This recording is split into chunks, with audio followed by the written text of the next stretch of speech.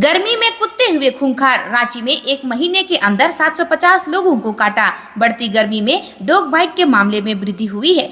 पिछले एक माह में सदर अस्पताल में डॉग बाइट के 750 मामले सामने आए हैं। यह संख्या किसी दिन 40 भी पहुंच जा रही है। डॉक्टरों का मानना है कि गर्मी में कुत्ते विचलित हो जाते हैं, जिस वजह से डॉग बाइट के केस बढ़ते हैं, जबकि इससे अधिक मामले वर्षा के मौसम में आते हैं। उस समय इनके ब्रीडिंग का वक्त होता है और ऐसे में ये आपस में ही उत्तेजित होते हैं। सिविल डॉक्टर प्रभात कुमार बताते हैं कि डॉग बाइट के मामले पिछले 2 माह में बढ़े हैं, लेकिन इनके लिए अस्पताल के पास पर्याप्त मात्रा में एंटी रेबीज वैक्सीन है, जिसे आसानी से उपलब्ध कराया जा रहा है। रिम्स में अधिकतर मामले में एंटी रेबीज वैक्सीन नहीं मिल पाता है, जिसके बाद मरीज को सीधे सदर अस्पताल रेफर कर दिया जाता है। यहाँ पर मरीज को पूरा डोज दिया जाता है, जबकि कुछ मामलों में रिम्स के इमरजेंसी में आए गंभीर डॉग बाइट के मरीज को पहला डोज उपलब्ध कराया जाता है। वहीं बाकी डोज सदर अस्पताल से लेने को कहा जाता है। दूसरी ओर CSC में भी एंटी रेबीज वैक्सीन उपलब्ध कराया गया है।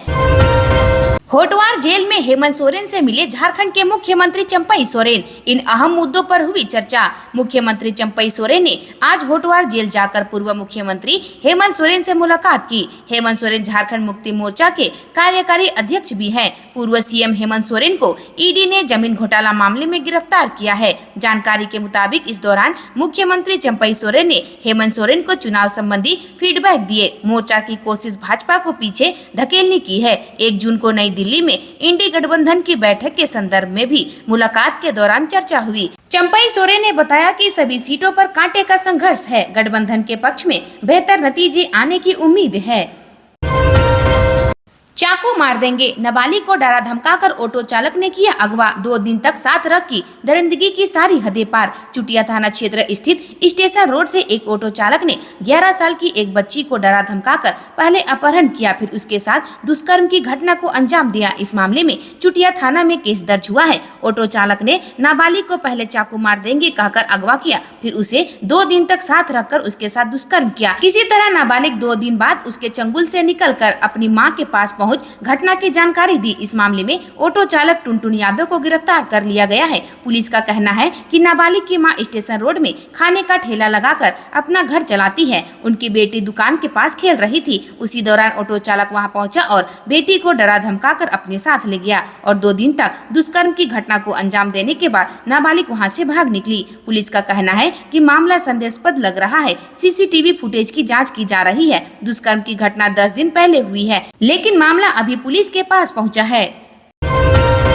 भीषण गर्मी से उबल रहा झारखंड। कोल्हान में 11 लोगों की मौत। जेल में बंद एक कैदी ने भी जान गंवाई। प्रचंड गर्मी का कहर जारी है। कोल्हान में पिछले 24 घंटे में लू की चपेट में आने से गुरुवार को 11 लोगों की मौत हो गई। जमशेदपुर के घाघीडीह सेंट्रल जेल में बंद एक विचाराधीन बंदी, गोलमुरी पुलिस लाइन का एक सिपाही और परसुडी थाना क्षेत्र का एक ऑटो चालक गर्मी से काबू पाने में नाकाम रहे। आदित्यपुर में एक, गम्हरिया में एक तथा सरायकेला में 3 लोगों की मौत हुई। आदित्यपुर इंडस्ट्रियल एरिया स्थित कोन्स मैन्युफैक्चरिंग लिमिटेड के सुरक्षा गार्ड प्रेम सागर महतो व कर्मचारी तपन कुमार दास की TMH में मौत हो गई। उधर गालूडी में श्रीमद हादसा की लू लगने से जान चली गई। आदित्यपुर इंडस्ट्रियल एरिया के 3 दर्जन से अधिक मजदूर लू की चपेट में आ गए हैं। उनका इलाज टाटा मुख्य अस्पताल में चल रहा है। जमशेदपुर के घाघीडीह सेंट्रल जेल में बंद 43 वर्षीय अधीर रंजन की MGM अस्पताल में गुरुवार सुबह मौत हो गई। जेल प्रशासन के अनुसार अधीर रंजन 4 माह से 501 मामले में जेल में बंद था। गुरुवार सुबह अचानक छाती में दर्द होने की शिकायत पर उसे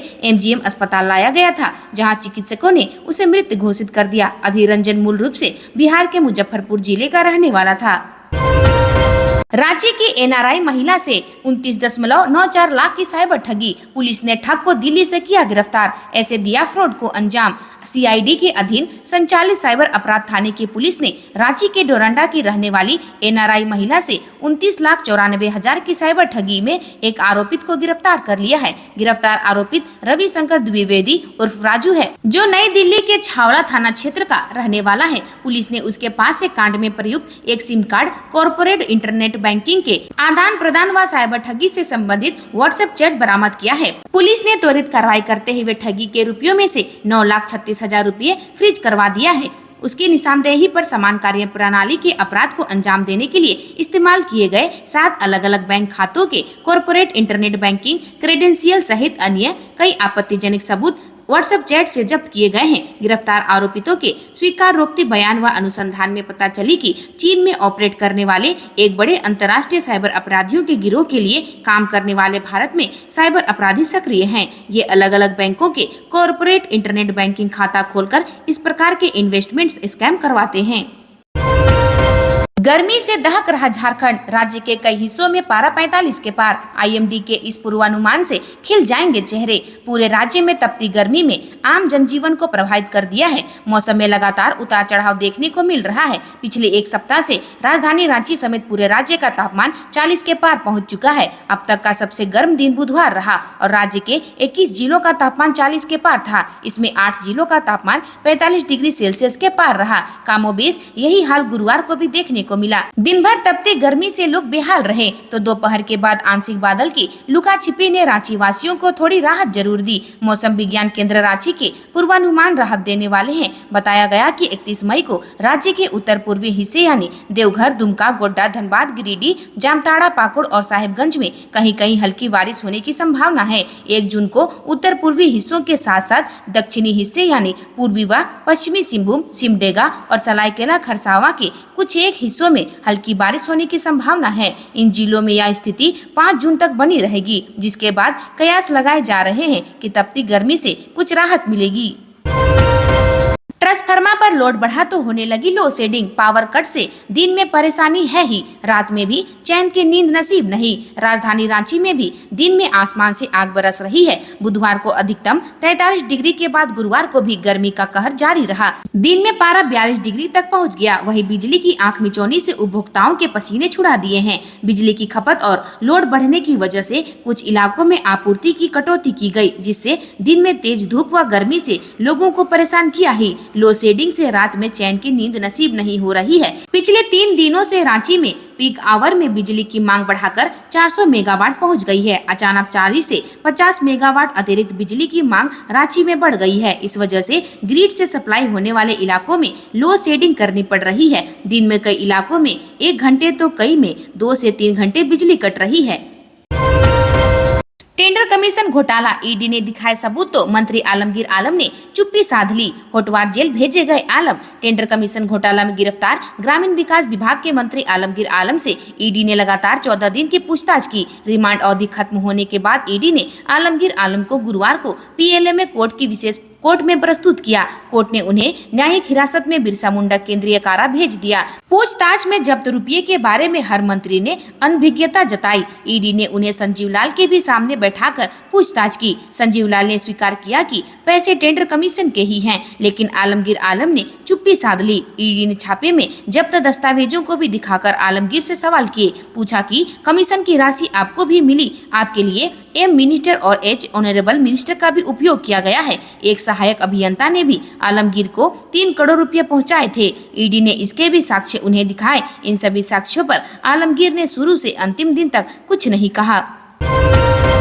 दिन भर चला पुलिस का जांच अभियान। पुलिस बाइक जांच में लगी रही। अपराधियों ने सरसों तेल लदे पिकअप को किया अगवा। राजधानी में लूट, हत्या व छिनताई की घटना बढ़ने की खबर भास्कर में छपने के बाद वरीय पुलिस अफसरों ने गुरुवार को समीक्षा बैठक की। सभी थानेदारों को निर्देश दिए। वहीं पुलिस ने विभिन्न सड़कों पर 1500 से ज्यादा वाहनों की चेकिंग भी की। इसके बावजूद न तो कोई अपराधी पकड़ में आया और न ही चुटिया व हिंदपीढ़ी में घर में घुसकर छिनताई करने वाला अपराधी का सुराग ढूंढ पाई। दूसरी ओर पुलिस की सख्ती के बावजूद गुरुवार दोपहर में हथियार से लैस बाइक सवार अपराधियों ने चान्हो थाना क्षेत्र स्थित कटैया मोड़ के समीप सरसों तेल लदे पिकअप वैन को ड्राइवर सहित अगवा कर लिया। अपहृत ड्राइवर को बीजूपाड़ा खलारी रोड होते हुए चामा जंगल ले गए। जंगल में ड्राइवर को छोड़कर तेल लदी गाड़ी लेकर अपराधी फरार हो गए। गाड़ी में 5 लाख का सरसों का तेल लोड था, जिसे पंडरा कृषि बाजार से लेकर जाया जा रहा था।